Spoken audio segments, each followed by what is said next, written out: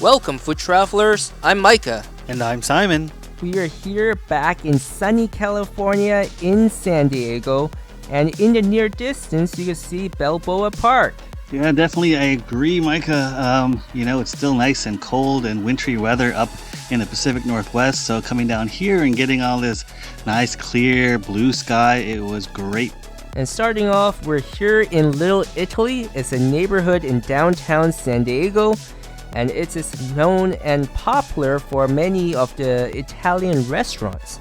I believe this first restaurant we went to, Monello, we actually ate here a long time ago, so I was extremely happy to see that they are still around and they made it through the pandemic and they didn't have to close themselves down, because I really enjoyed this spot back when we had it a while back. I remember they have this cheese wheel, and they mix everything up in the wheel itself. That's always something really cool to watch if you do order something on their menu that has the cheese wheel and you get to watch it live. Yeah, so we came actually as they opened for lunch, and I believe they opened at 11:30. So we were, I would say, kind of early in terms of getting there, but we wanted to kind of get a good spot and be able to shoot everything so everybody can see everything nice. So if you see it's empty, that is not usually the case, because this place actually gets pretty packed.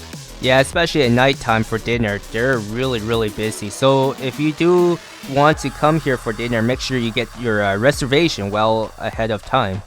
And first up, for the appetizer, we're starting off with the prosciutto with caramelized figs and the flatbread. I really enjoyed this appetizer. It's I would say the Italian/Mediterranean food, and just the saltiness of the prosciutto and the sweetness from the black figs and the crispiness of the bread that was provided. That combination was just awesome. Yeah, it was a really great combination there. It's definitely a great appetizer to start the meal off of. And for the main entree, I had the squid ink spaghetti with sauteed octopus and mild spicy lobster bisque sauce. I thought that was really good. Yeah, Squid Games, not Squid Games, but Squid Ink spaghetti. that was great. For me, I actually had the gnocchi de zucca. It was homemade with butternut squash gnocchi and gorgonzola cream sauce. This also very delicious. It's one of the things where generally you usually kind of have butternut squash during the fall, but I'm always happy to have it when it's not just the fall. And this as well is very delicious, creamy, great consistency with the gnocchi. So I was really happy to have this dish. Very delicious.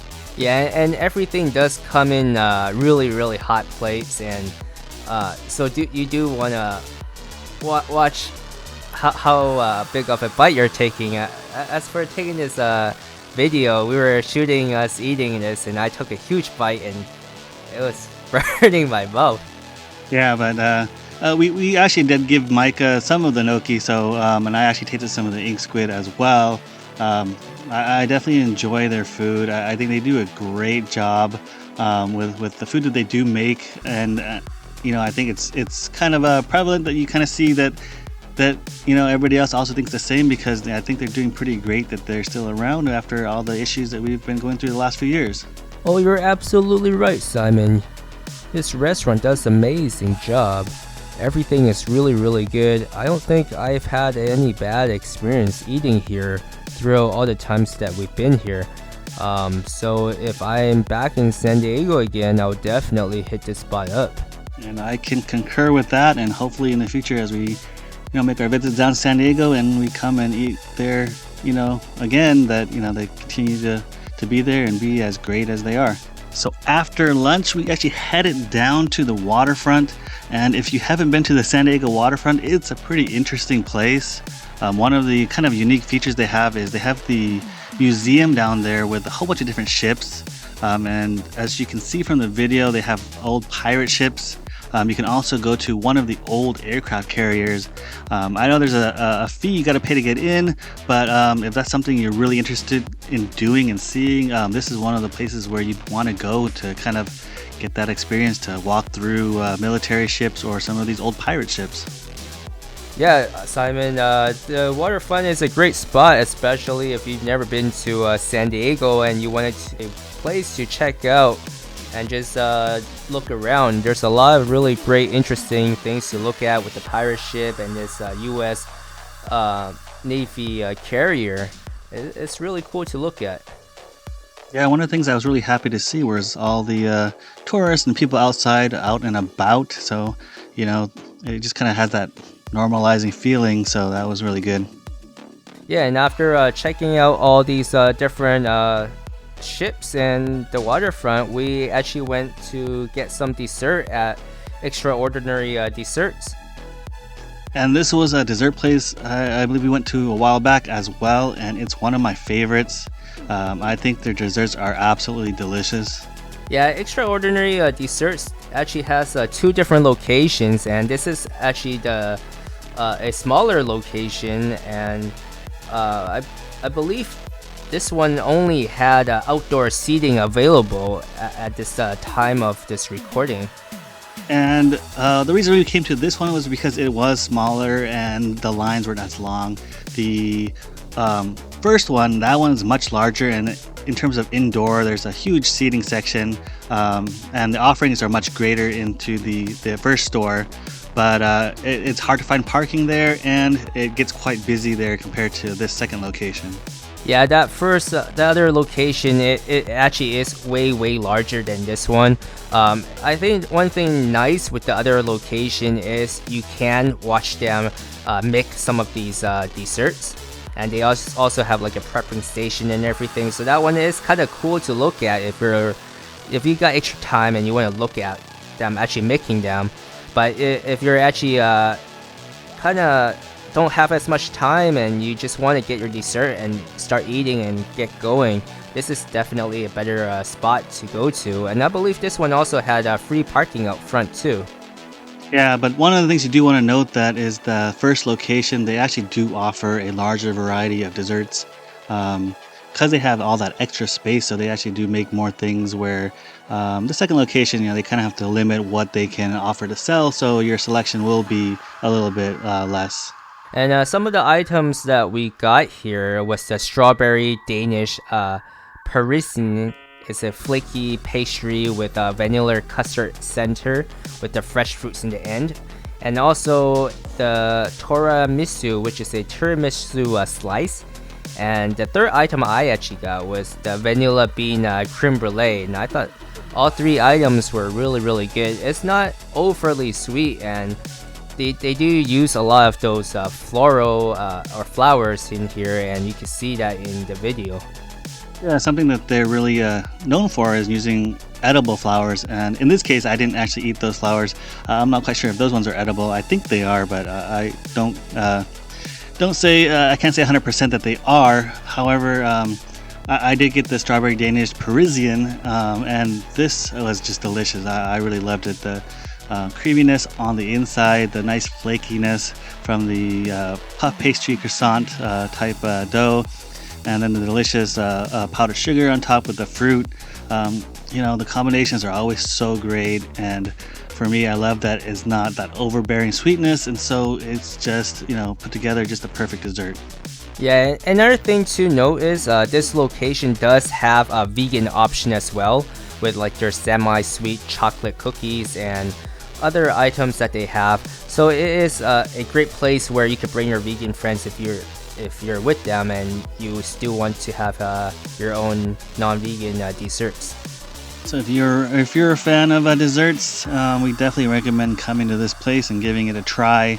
I'm pretty sure they'll make something that kind of hits the spot for whatever your dessert desires are, because it definitely it matches what I like.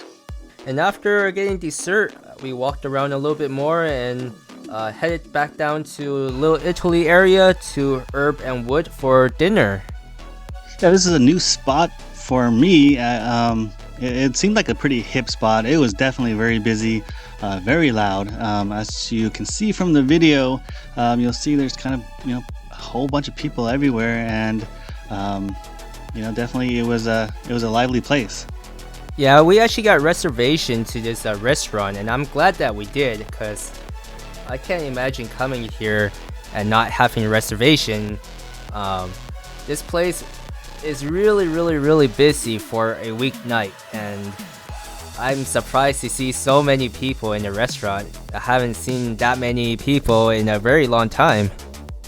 Yeah, it was pretty surprising. It seemed like a lot of business workers who maybe work around the area or in the downtown area. Just that it's a spot for them to come and eat dinner. Yeah, and to start off our dinner, we had an appetizer of the roasted beets and strawberry, preserved in the lemon vinaigrette and watercress. And actually we had two appetizers, and the second appetizer we had the roasted oyster and bone marrow. There was charred lemon that you would pour on top of the bone marrow. There's horseradish butter and a country wheat. Yeah, I thought this was a really interesting combination, and as you might have seen in our earlier videos, we're a huge fan of bone marrow, and we definitely wanted to give this one a try. Another side note here is with Urban Wood, they are known to be a Mediterranean style restaurant, so that is something to be aware of, and if that's what you're looking for, you could definitely go try that out. Yeah, when I saw the roasted oyster and bone marrow combination, it reminded me of kind of that surf and turf, but in a much more unique way rather than like a steak and lobster. I did enjoy the bone marrow, and I do enjoy the oysters. However, it was just kind of the waiter actually told us kind of a certain way to prepare it, where you would put it all together and then you get a nice bite. But to me, I just didn't think the combination worked. So I actually enjoyed eating the bone marrow by itself and then the oyster by itself more than actually having everything together. Yeah, I agree with Simon there. I think the combination wasn't as a great combination to eat together, but in terms of the horseradish butter from the oyster, pouring that on top of the bone marrow and eating that was great. But I think anything with butter is great in general. Yeah, butter is definitely that superfood there for deliciousness. But moving on, actually for my entree, I had the Moroccan coffee rub venison. This came with red lentils, mint chimichurri, and some Asian pears. And for my entree was the gnocchi with the oxtail, roasted garlic, parsley, chives, sherry, and parmesan. I actually saw the restaurant actually showcase this dish on their YouTube channel, and I thought this was interesting. Oxtail, I've always enjoyed oxtail, but I think the gnocchi could have been a little bit more tender. Yeah, I did have a try of that gnocchi, and compared to the one we had previously for lunch, it just, it wasn't quite the same. It had more of a, I don't want to say like a plasticky texture to it, which is not, to me, kind of signifies that it wasn't quite fresh, but I can't, say for sure that they didn't make it fresh, but that's kind of how it felt like to me. Yeah, I would have preferred the gnocchi to be a little bit more tender, and I did have a couple pieces from Simon of the venison. You could definitely taste that coffee rub on that venison. The venison was tender enough where you could chew it and it was fine, but I think it could still be a little bit more tender. Yeah, and I kind of agreed. It was just okay dish. I wish that it was more tender, like you said. The coffee rub itself definitely was something that was prevalent in the dish, so that was really nice because, as it is stated, it's a coffee rub venison. One of the things I wish they had more was kind of more slices of the Asian pear, because I think that the little sweetness from it would have offset some of the more saltiness from the coffee rub and the seasoning from it. I think that would have kind of balanced the dish out a little bit better. And to wrap up the episode is our notable. For today, our notable is the strawberry Danish Parisienne from Extraordinary Desserts. A wonderful combination of fresh fruits, a delicious pastry, delicious filling, and of course, beautiful presentation. If you've enjoyed the content you've seen, don't forget to support the channel and hit like and subscribe. And if you want to see additional pictures of food and our travels, go over to our Instagram page and follow us there. And thanks for watching.